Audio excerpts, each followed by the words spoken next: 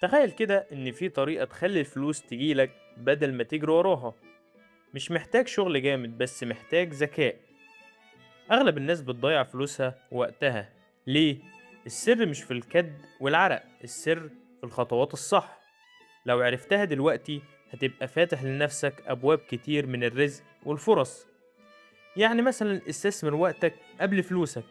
جرب مشاريع صغيرة أونلاين زي منتجات رقمية أو تصميم جرافيك، وممكن يبقى فيه دخل سلبي زي قناة على اليوتيوب أو استثمارات صغيرة.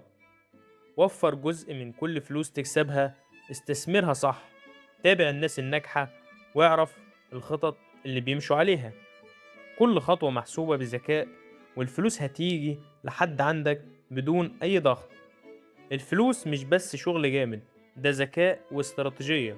ابدأ دلوقتي، طبق الصح وشوف الفرق بنفسك.